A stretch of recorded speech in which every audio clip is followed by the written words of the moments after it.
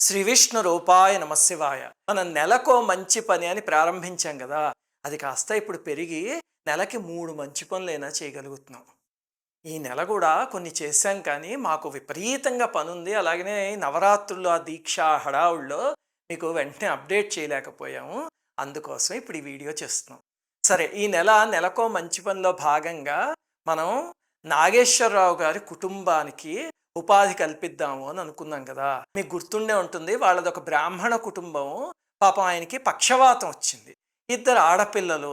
దాంతో కుటుంబం కొంచెం ఆర్థిక సమస్యల్లో ఉంది అని వాళ్ళకి ఉపాధి కల్పిద్దామని పూనుకున్నాం గదా! వాళ్ళకి మనం వెళ్ళి రీసెర్చ్ చేసినప్పుడు 3 ప్రాబ్లమ్స్ ఉన్నాయి అని అర్థమైంది. మొట్టమొదటిది ఏమిటంటే వాళ్ళు ఒక టిఫిన్ బండి పెట్టుకున్నారు కానీ ఆ బండి దగ్గరికి ఎవ్వరు జనం రావట్లేదు. రోజుకి 80-100 రూపాయలు కూడా రావట్లేదు. ఒకవేళ జనం వచ్చినా ఎక్కువగా వండుకునే పరిస్థితి లేదు. పాడవకుండా స్టోర్ చేసుకునేదే లేదు. ఇవి వాళ్ళకున్న 3 సమస్యలు. సరే, మొట్టమొదటి సమస్య అసలు మా ట్రస్ట్ బోర్డ్ అంతా కూర్చొని అనలైజ్ చేసింది. ఎందుకు జనం రావట్లేదు అని. అది వాళ్ళ వీడియోస్ అవన్నీ చూస్తే బండిలో అసలు హైజీన్ లేదు. చాలా ఘోరంగా ఉంది ఆ బండి. అది చూసి మా ట్రస్ట్ బోర్డు ఇది బాలేదు. ఇలా ఉంటే ఎవరొస్తారు? మనం వెళ్ళి తినగలమా అలాగా? ఆ విషయాన్ని సరిచేయగలిగితే కనుక జనం తప్పకుండా వస్తారు అని అనిపించింది ట్రస్ట్ బోర్డుకి. దాంతో అది చేద్దామని మొట్టమొదటి తీర్మానించారు. సామాన్యంగా ఏమిటంటే మనం ఏ కుటుంబానికి సేవ చేయాలన్నా అయితే మన సబ్స్క్రైబర్స్ వెళ్ళి చేస్తూ ఉంటారు. లేకపోతే మా అడ్మిన్ టీమ్ ఉంది, వాళ్ళు వెళ్ళి చేస్తూ ఉంటారు. లేకపోతే మేము వెళ్ళి చేస్తూ ఉంటాం. అంతే కానీ డైరెక్ట్‌గా డబ్బులు ఎప్పుడూ ఇవ్వం. కానీ ఈసారి ఏమైందంటే దురదృష్టవశాత్తు వీళ్ళు ఉంటున్న ఇల్లు మా ఇంటికి దాదాపు 62 కిలోమీటర్ల దూరం. అలాగే మేము కూడా చాలా హడావుడిలో ఉండటం వల్ల సరే అని ఏం చేసామంటే మొట్టమొదటిసారిగా వాళ్ళకే డబ్బులు ఇచ్చేసాం. ఇచ్చేసి ఏవండీ ఆ బండి విషయం మీరే చూసుకోండి అని చెప్పి మనీ ట్రాన్స్ఫర్ చేసాం. ఎందుకంటే అప్పటికే సుశీల ఈ కేస్ స్టడీ చేయడం కోసం వాళ్ళు ఉండే ప్రదేశానికి అంతకుముందు గతంలో 2 సార్లు వెళ్ళొచ్చింది. అందుకే మళ్ళీ మూడోసారి వెళ్ళలేక ఆ బండి పని మాత్రం వాళ్ళకి అప్పచెప్పాము.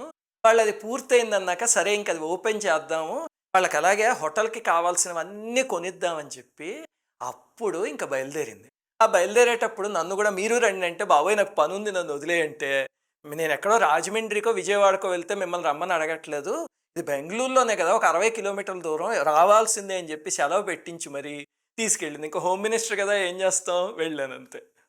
వాళ్ళు ఏమడిగారంటే పాయ్ ఇంటర్నేషనల్ షాప్‌లో అన్నీ కొనిబెట్టమని అడిగారు. దాంతో సంతోషంగా వాళ్ళని ఆ షాప్‌కి తీసుకువెళ్ళి, అమ్మ మీకు ఏం కావాలంటే అవన్నీ తీసుకోండి అని చెప్పాం. చెప్తే ఆవిడ ఒక చిన్న ఫ్రిడ్జ్ తీసుకున్నారు. తీసుకుంటే ఇప్పుడు సుశీల్ ఇది డొమెస్టిక్ పర్పస్‌కి తప్ప పనికిరాదండి. హోటల్ లాంటివి నడపాలి అంటే స్టోరేజ్ ఎక్కువ కావాలి కదా! అని చెప్పి లాయిడ్స్‌ది పెద్ద ఫ్రిడ్జ్ కొనిచ్చింది. ఎందుకంటే అందులో ఇడ్లీ పిండి, దోస పిండి, చట్నీ అవన్నీ స్టోర్ చేసుకోవడానికి ఉండాలి కదా అని. అలాగనే ఆవిడ కూడా ఒక చిన్న స్టవ్వు గ్లాస్ టాప్ ఉన్నది తీసుకుందాం అనుకున్నారు. అంటే సుశీలనో షాప్ అమ్మాయి కూడా ఇద్దరు చెప్పింది ఏమిటంటే ఇది డొమెస్టిక్ పర్పస్‌కే పనికొస్తుందండి. ఫ్యాన్సీగా ఉంటాయి. హోటల్ అంటే హెవీ డ్యూటీ ఉండాలి. దీనిపైన కుక్కర్‌లో గట్టిగా పెట్టి దింపితే విరిగిపోతుంది గ్లాస్ టాప్ అయితే అని చెప్పారు.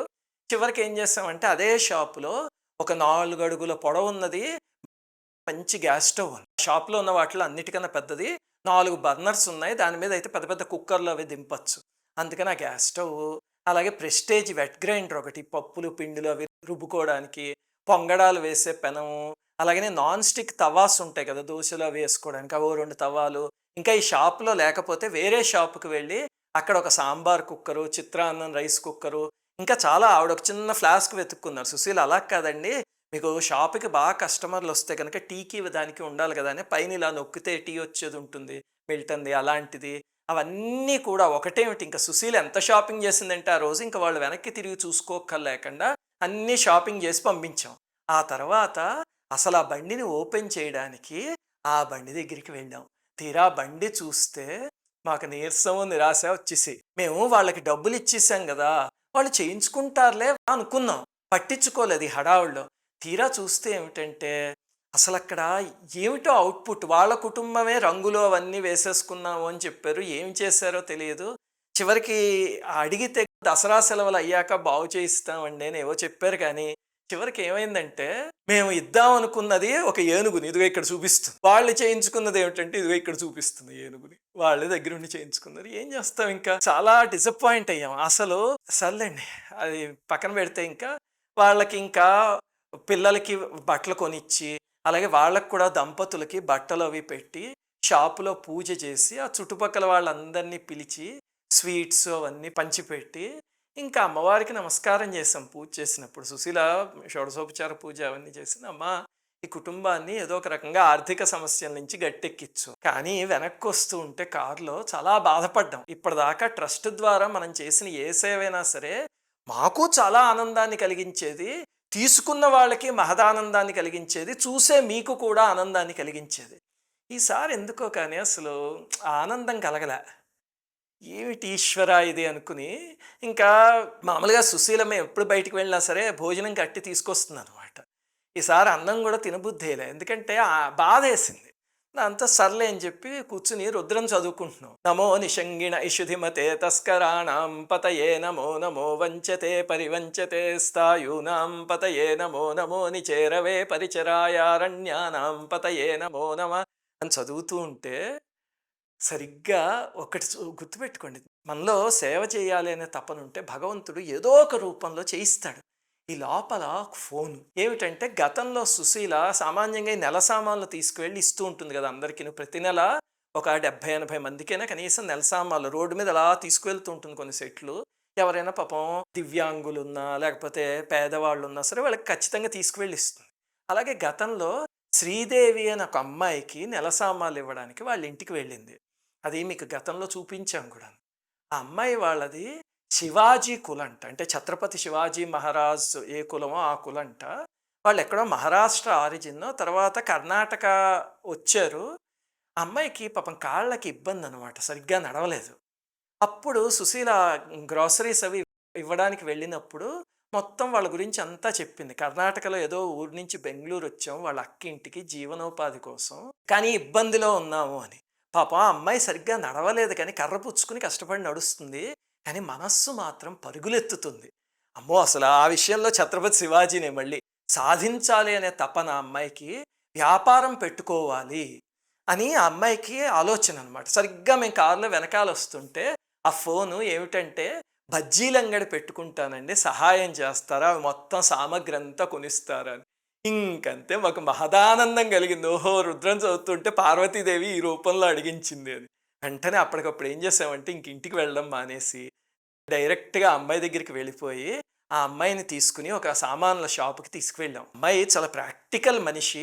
మేము ఒక స్టీల్ స్టవ్ కొనిస్తాము అన్నాం. అంటే ఆ అమ్మాయి అంది, ఇది ఇంటి వాడకం కోసం అయితే స్టీల్ స్టవ్లు అలాంటివి కొనుక్కోవాలండి, నేను అడుగుతుంది అందుకోసం కాదు, నా చేత షాప్ పెట్టించండి, ఒక చిన్న బజ్జీల అంగడి పెట్టించండి, హెవీ డ్యూటీ కావాలి అని చెప్పి ఒక పెద్ద ఇనుప స్టవ్వు, దానికి సిలిండరు, అలాగనే దానికి కావాల్సిన టేబుళ్ళు, బూర్లు ముక్కుడు, గరిటెలు, టీ కెటిలు అన్నీ కొనుక్కుంది చక్కగాను. ఇంకా టీ కెటిల్ అయితే పెద్దది, ఇలా నొక్కితే టీ వస్తుంది కదా, అది ఎలా ఆపరేట్ చేయాలో తెలియకపోతే శ్రద్ధగా షాప్ అతని దగ్గర చూపించు అని చెప్పి చూపించాక తనే ఒకసారి ఆపరేట్ చేసి తెలుసుకుని హోటల్కి సరిపడేవన్నీ, చివరికి ఆలుగడ్డలవి చెక్కు తీసుకునేది ఉంటుంది కదా అది, అలాగనే టీ పెట్టడానికి అల్లం టీ అయితే అది కొట్టుకునే కల్వం ఉంటుంది అది, అలాగే ఏది కావాలంటే అది అడిగి ఆ షాపులో వెతికి వెతికి వెతికి మరి అన్నీ కొనిపించుకుంది. ఆ తరువాత అమ్మాయి అంది, మేము ఇంటికి వెళ్తామండి, ఇప్పుడు వెళ్ళి అన్నీ సిద్ధం చేస్తాము, మీరు వచ్చి పూజ చేసేస్తారా, మేము ఆ తర్వాత పక్క రోజు నుంచి హోటల్ మొదలు పెట్టేసుకుంటాము అని. అప్పటికే చాలా రాత్రి అయిపోయింది, మధ్యాహ్నం నుంచి మేమేం భోజనం చేయలే, అయినా సరే మాకు మహదానందం. సర్లే అని చెప్పి నువ్వు వెళ్ళమ్మా మేము వస్తాము అని. ఇంకేముంది, ఈ అమ్మాయి చక్కగా వ్యాపారం చేసుకోవడానికి అంత ఆసక్తి చూపిస్తూ ఉంటే మాకు సంతోషం.